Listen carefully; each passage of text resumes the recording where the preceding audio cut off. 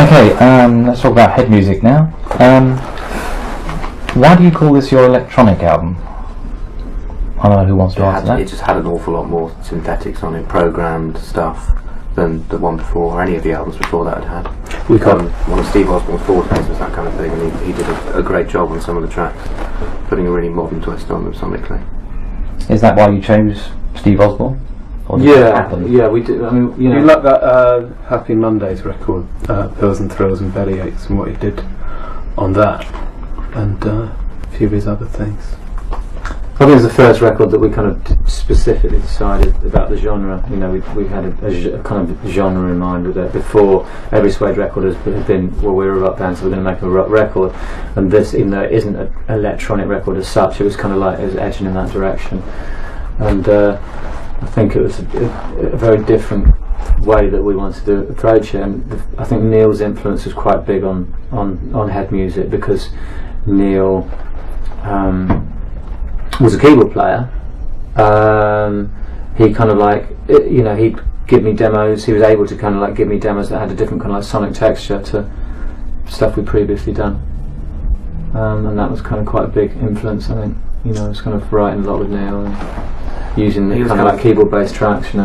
Yeah, he was kind of moving the way in which we wrote onwards quite a lot, because he had a complicated.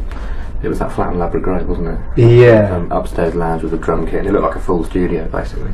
And he got his head around those old samplers that you sometimes still see. And he sort of knew how to. So he wrote a lot using stuff like that, new technology, which I'm not very technically minded, so I didn't. I kind of carried on in the same vein, quite organically writing. And it was, the album did need to move on. The way we wrote did need to move on.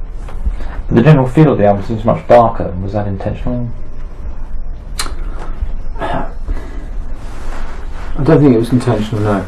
I don't think it was. We set out to make a dark album. I think that was just a product of kind of the kind of songs that we were writing, quite heavy loops and beats and quite sort of, dark synth parts and things like that, and that was just a product of that. It wasn't sort of a conscious thing, we're going to write a darker album. I suppose, it's always like a pendulum. You're always kind of swinging from one side to the other, and the fact that Coming Up was a bright sort of pop record meant that head music was inevitably not going to be a brighter, poppier record. It was going to kind of go edge back to a sort of darker feel, but not back to the Dogman Star feel. Sort of so you weren't concerned about attempting to equal the commercial success of Coming Up? No, not really. Don't really remember that being much of a consideration, do you?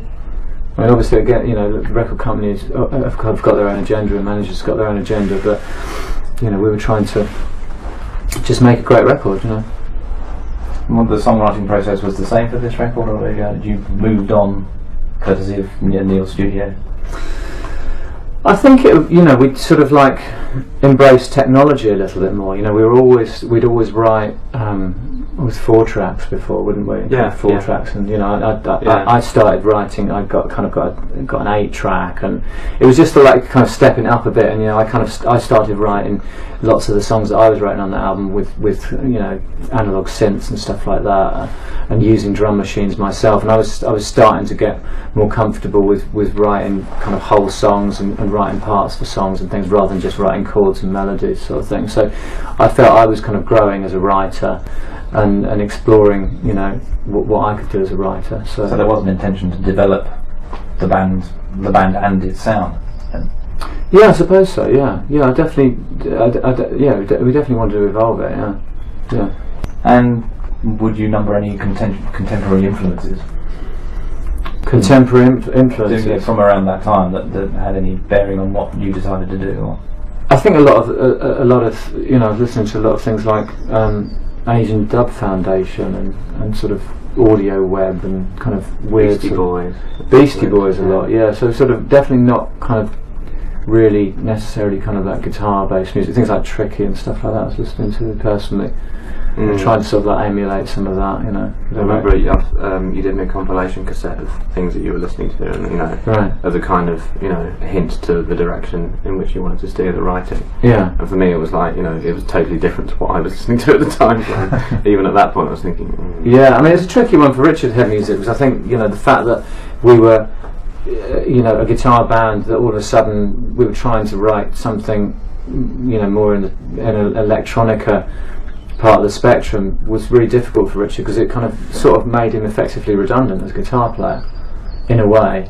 We were working with samplers and things and digital 8-tracks and stuff, and that means you write in a certain way, because that and so we kind of filled up demo tracks with keyboards and didn't give Richard much space to kind of come along and go write your guitar part. He was kind of having to fit his parts in and construct. I sort of muddled through, but it was a case of, especially at rehearsal, there'd be long rehearsals throughout 1998 where I'd turn up, you know, with the full rig and just not know what to play. Yeah, you know, and we'd had you know, things like She's in Fashion and Everything Will Flow. We'd had keyboard parts that ended up as string parts on the record, where they kind of take up a lot of the space, and you're all kind of having to